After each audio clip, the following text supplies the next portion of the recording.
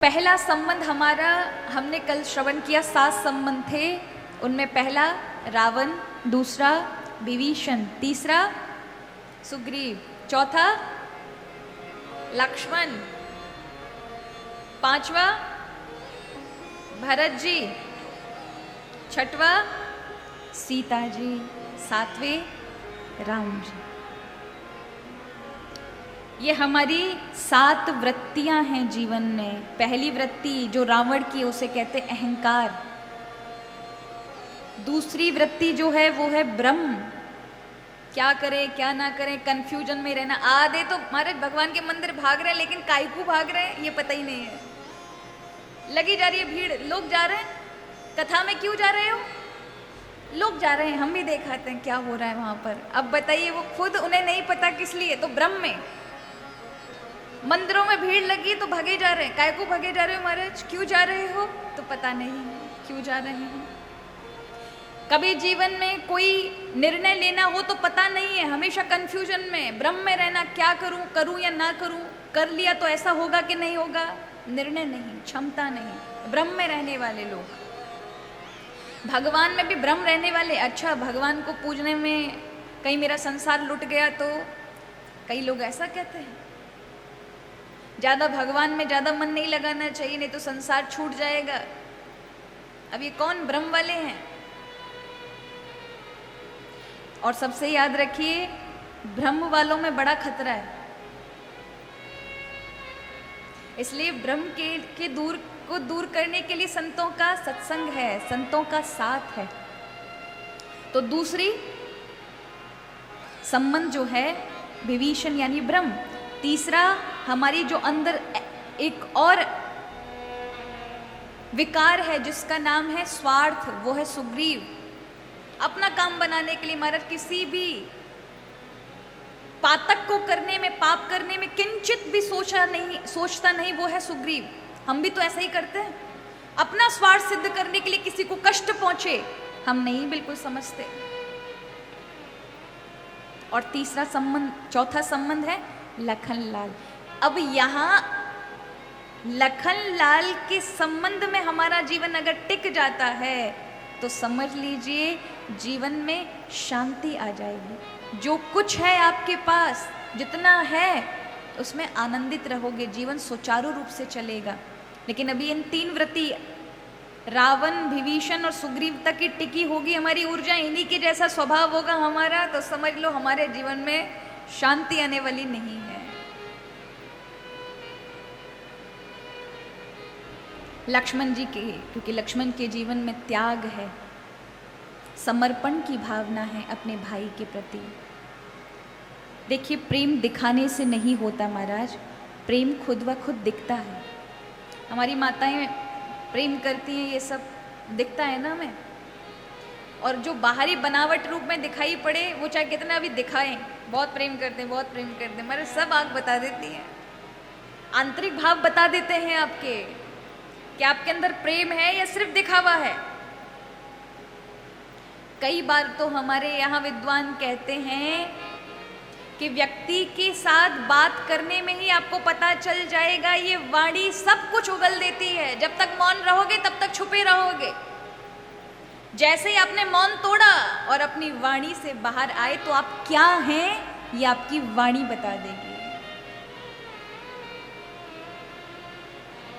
कितना छुपाओगे, जो हृदय में होगा वही वाणी से निकलेगा।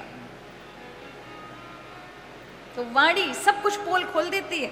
इसलिए हमारे विद्वान कहते हैं कम बोलो, अधिक सुनो। जो कम बोलेगा, अधिक सुनेगा, उसे ज्यादा सुना जाएगा। और जो ज्यादा बोलेगा और कम सुनेगा, उसे कोई नहीं सुनेगा।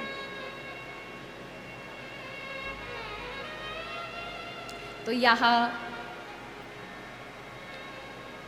चौथा संबंध है लक्ष्मण जी का, त्याग समर्पण। और 5वां संबंध है भरत जी का,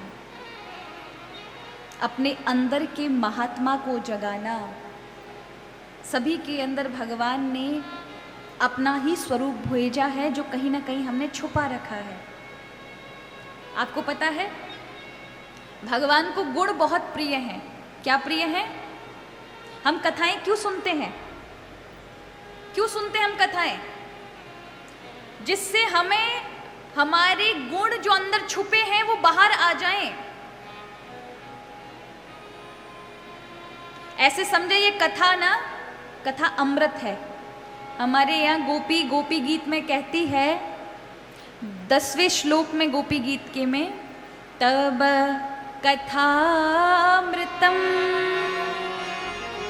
तप्त जीवनम कभी विरीडितम कल्मषा। प्रभु आपकी कथा क्या है? अमृत है। क्या है? अमृत है। अब ऐसे समझे कथा अमृत कैसे है? वक्ता कथा के समुद्र में मंथन लगा कर के उसमें से अमृत निकाल के लेके आता है, कथाओं का, सत्संग का, अपनी बुद्धि से, और फिर वो आप सबको पिलाता है सत्संग के माध्यम से, कथाओं के माध्यम से। आप जब सुनते हैं तो आपके अंदर गुण प्रकट होते हैं, और भगवान कौन है? गुणग्राही हैं। याद रखिए, भगवान कौन है? देवताओं का साथ प्रभु क्यों देते हैं और दैत्यों का साथ क्यों नहीं देते भगवान? कभी मन में विचार किया? क्योंकि भगवान के लिए जगत, समग्र जगत उसकी ही संतान है, चाहे वो दैत्य हो चाहे देवता हो, पर भगवान हमेशा दैत्यों के विरोध में खड़े होते हैं और देवताओं का साथ देते हैं। ऐसा क्यों? अगर एक दृष्टि से देखा जाए तो ये तो अनर्थ हो गया। भगवान के लिए तो सब बराबर। अब एक पिता की 4 संतानों के लिए पिता को, माता पिता को बराबर रहना चाहिए, लेकिन भगवान कैसे मतलब भेद करते? वो तो उनके स्वभाव में नहीं है। कारण है, जिसके अंदर ज्यादा गुण प्रभु को दिखाई पड़ेंगे, भगवान की कृपा के बादल उसके ऊपर अपने आप आ जाएंगे, बिना कहे आएंगे।